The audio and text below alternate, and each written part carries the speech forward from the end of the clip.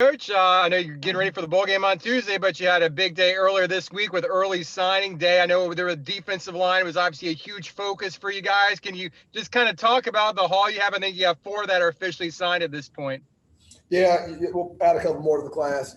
You'll get news of that as we go forward, I think. But happy, we thought we had to address some depth at D tackle.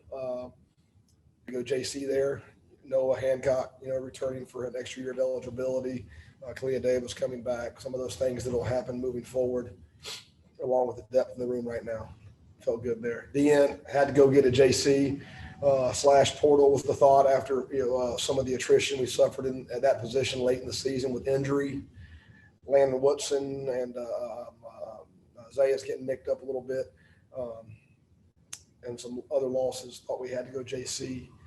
Got Joker in here, big, giant body, 6'6", 265 pounds. Feel like he'll come in and be a real physical presence in that room.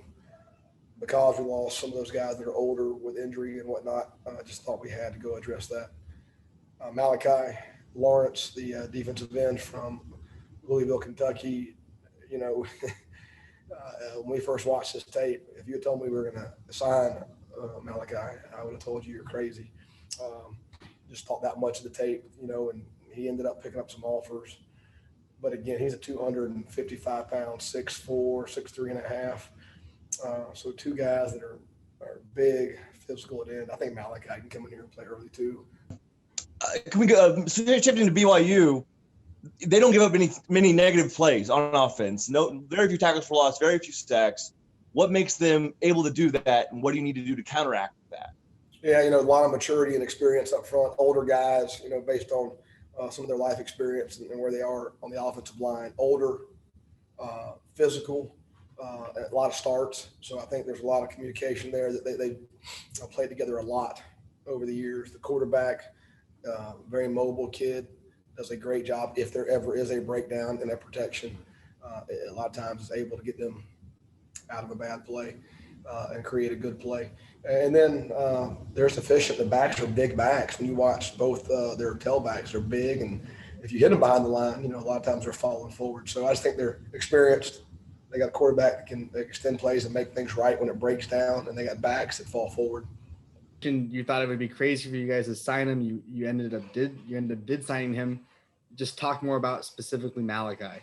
Yeah, Malachi Lawrence, as a middle school guy, went to the Drake relays and ran in the national 100, 200. Hit a growth spurt somewhere after middle school and grew into this giant defensive end. Goes out, throws 50-foot shot. In his first meet ever doing it, which is 49 and a half, which is really impressive numbers. But again, 6'3 and a half minimum, maybe 6'4, 255 pounds. And when you watch the tape, if you go back and watch his highlight tape, he can bend the edge, he can turn speed to power, he can accelerate and burst, and just a physical guy in the run game. So I just thought the tape we saw early in the fall, when we became aware of him, as the tape got out, I thought he'd become more and more popular. He did, and they picked up Boston College, Tennessee, Washington State, whoever else. Only played 5 games, thank goodness. They had some COVID things going on like we all do, and it unfortunately affected his season, but it also affected his ability to put maybe more tape on his huddle highlights. So really pleased with Malachi's signing. Coach, you do have one junior college recruit amongst the defensive line, Javian Gill. Looks like he kind of got on board late. I know Mississippi was one of the few JUCOs that actually played some football this season. So did he do some things in their limited season that kind of, appealed to you when you watched his tape? He did. And when you look at him, we always talk about length, right? At that position in particular, the tackles we rush on are so long these days, 6'5", 6'6". They can cover you up in a hurry and swallow you.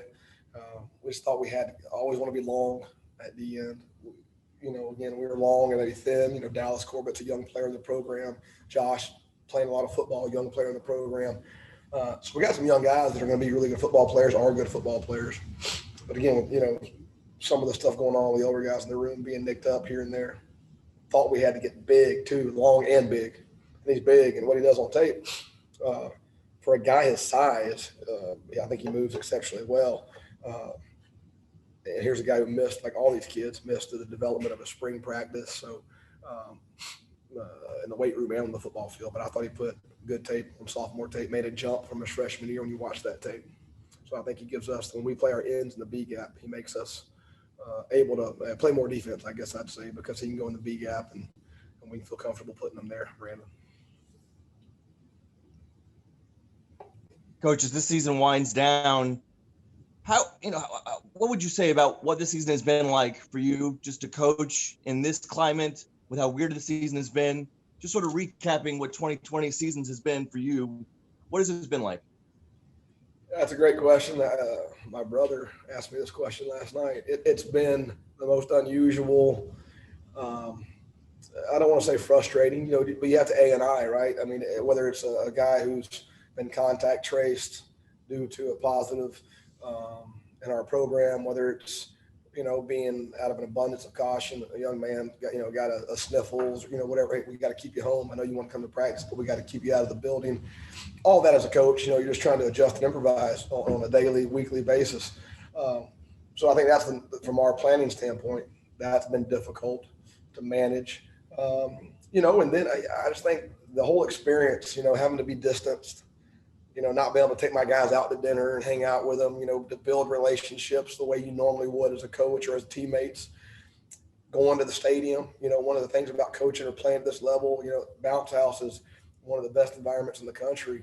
And that's part of the fun for us as coaches, is hey, we want to experience that too. And so do the players. And to go out there and not have that experience, it takes something away, I think, even though, you start playing, Brian, and you get focused on the field and it kind of fades to the background, but not really. All those things, I think it's just been so unusual.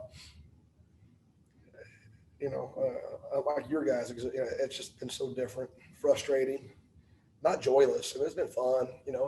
I'm so, the way our kids have accepted the challenge, we're going to go play next week. We haven't missed a game all season. I just think it's really neat how our players have responded. Not that we hadn't had issues every now and then, but the fact that our kids have done this and taken care of the program and taking care of each other, it's really proud of those guys.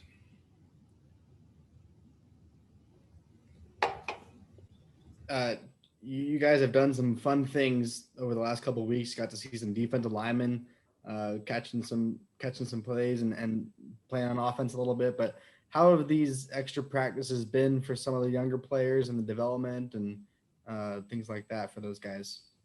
Where we were at the D line, those guys were already getting thrown in there anyway. So some of the development that you would have wanted to see take place here, we're having to throw them in the fire the last 3 or 4 weeks of the season. So it's just more of that. It's just more practice time. It is. It's more time to be together.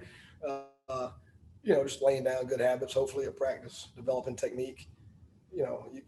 We can train all summer and all winter, but unless you're playing the game up front at our position, especially, you got to play it to get better. So it gives us more reps. We can bank reps, and experience is the best teacher. Coach, it looks like we might be winding down here, so I'm going to try to fit in 2 final questions from me. I know you mentioned at the onset that you expect to get a couple seniors or a couple guys coming back, between Kalia Davis and Noah Hancock, and you kind of talk about how important that's going to be for depth looking at next year. And then lastly, I know you talked a little bit about BYU, but their quarterback is so dynamic, Zach Wilson. What kind of stands out when you watch him on tape?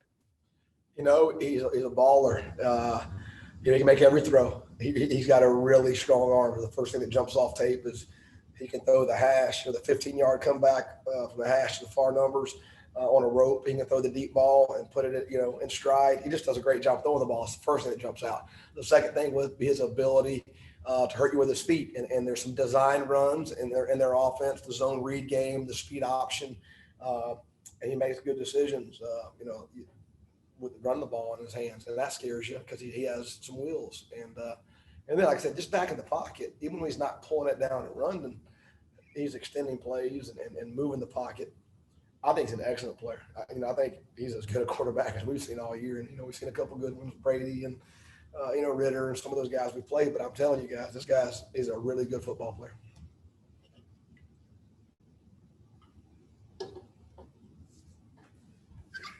Brandon, you can go ahead with that other Oh part of yeah, the question. I just was asking also about the impact. I know you mentioned at the beginning how you expect to have a couple guys back. I know one was a senior, Noah Hancock, and Clea Davis, who I guess opted out this year. Just knowing you're going to have those guys coming back, that's got to make you feel more comfortable about the depth you've got in 2021. Yeah, again, Noah got here in the summer before the 2019 season, so he didn't get that spring. Threw him out there his first year playing college D tackle.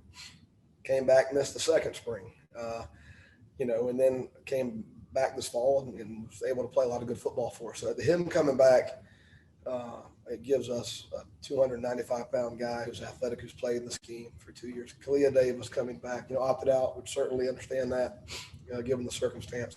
Him coming back, I thought he was as good a D tackle as we had in the league when I watched tape after the 2019 season. Difference maker for us in that season. Expect him to come back and do the same thing. So yeah, I mean, you get an all conference type tackle coming back, in my opinion, and then you get Noah Hancock, who's just continued to get better and grow as he's played more snaps. Yeah, huge for us, huge. Which was why don't have to go recruit maybe in the JC or that world at that position, because you got two older guys coming